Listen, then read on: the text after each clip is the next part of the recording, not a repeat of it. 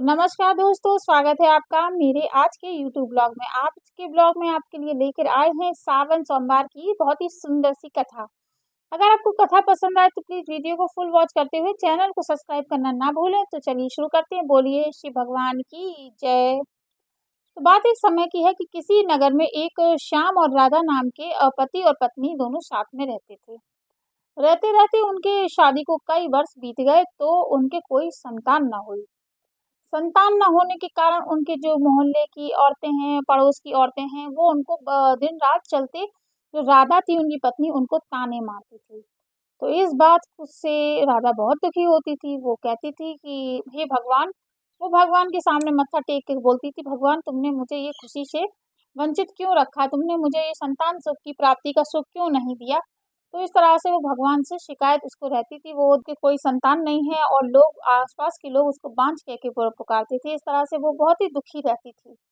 श्याम फल बेचने का काम करता था। वो अपना सुबह जाता था, फल बेचकर शाम को आता था। तो एक दिन जब श्याम फल बेचने जा रहे थे उनके पति तो उनकी पत्नी बोलती है कि आप शाम को जल्दी आ जाइए। सावन का महीना शुरू हो गया है, मैं अपने मायके जाना चाहती हूँ। तो इस तरह से श्याम ने हाँ कर दिया और दोनों लोग शाम को मायके की तरफ चले गए। मायके की तरफ जाते ही वो दोनों लोग गाँव के बाहर पहुँचते हैं तो वहाँ देखते हैं कि वहाँ बहुत ही सुंदर सा शिवाला था। शिव जी का पुराना मंदिर था, बहुत ही सिद्ध मंदिर था। तो वो दोनों लोग उस मंदिर की आकर्षण को देख के अंदर उनके दर्शन करने शिव जी के चले जाते हैं। इस तरह से उनके दर्शन करके वो फिर अपने घर की ओर रवाना, जहाँ मायके जा रही थी और वहीं उसी ओर रवाना हो जाती है। घर जैसे पहुँचती हैं तो देखती हैं कि उनकी भाभी, भैया और माँ, वो तीनों लोग मंदिर जा रहे होते हैं। तो वो पूछती हैं कि माँ आप रोज़ मंदिर जाती हैं?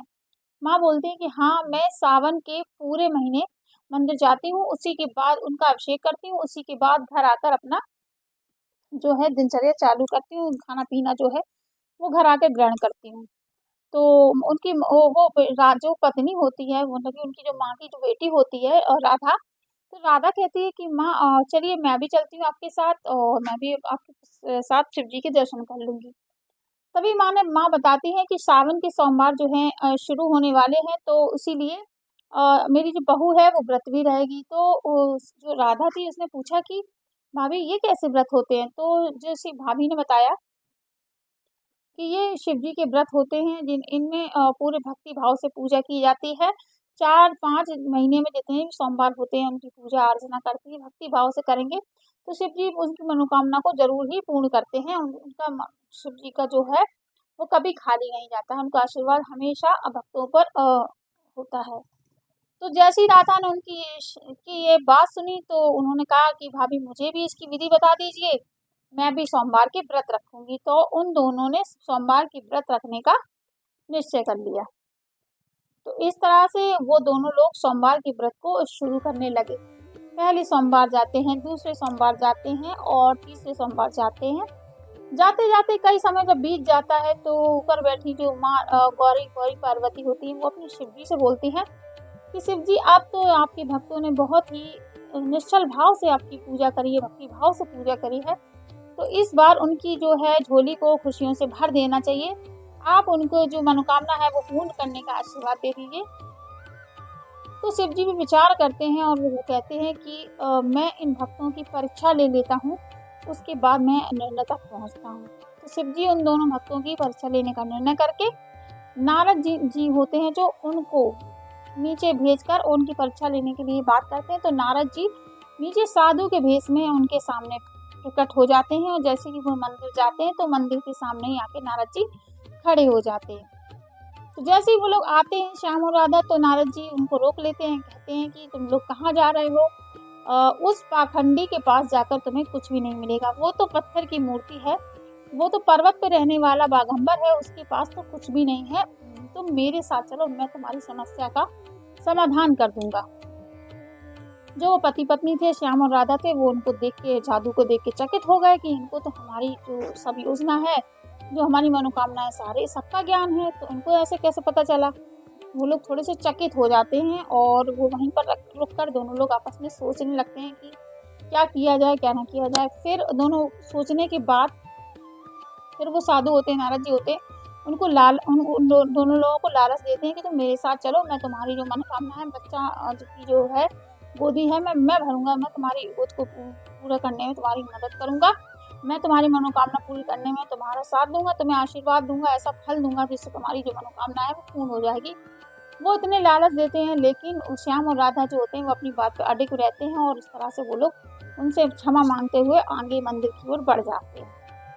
जैसे ही वो मंदिर में पहुँचते हैं और शिव जी के आखिरी जो सोमवार होता है, उस दिन आखिरी सोमवार था शिव जी का, उद्यापन का दिन था, तो वो दोनों लोग जैसे पूजा कर रहे होते हैं और वैसे ही पिंडी में से एकदम से आवाज़ आती है और वहाँ पे शिव और पार्वती जी प्रकट हो जाते हैं।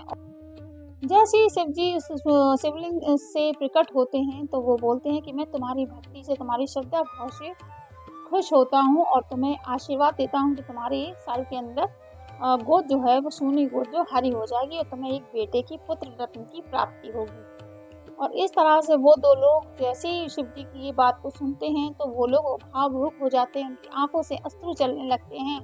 उनकी सालों की जो तमन्ना थी, सालों की जो मनोकामना थी, वो आज पूर्ण होने वाली थी और इस तरह से वो दोनों लोग शिव जी के चरणों में नतमस्तक हो जाते हैं, रोने लगते हैं, अपने आँसुओं से शिव जी और माँ पार्वती के पैरों को भिगो देते हैं और कहते हैं कि आपने इससे बड़ा हमारे जीवन में हमें कोई भी वरदान नहीं चाहिए था, आपने हमें सबसे बड़ी खुशी दी जीवन की।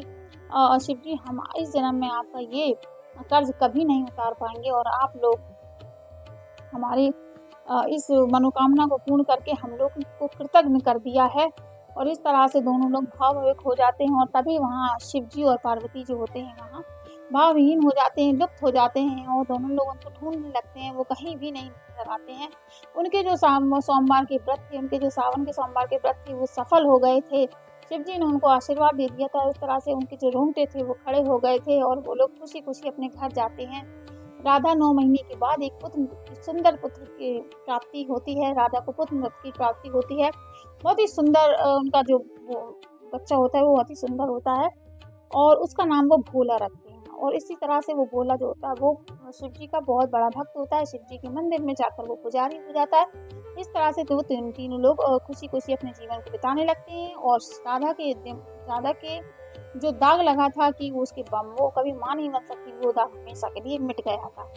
और सावन के सोमवार की ये कथा है यहीं समाप्त होती है। आप लोगों को ये कथा कैसी लगी बताइएगा। बहुत ही अच्छी कथा थी, आप लोग सुनिएगा।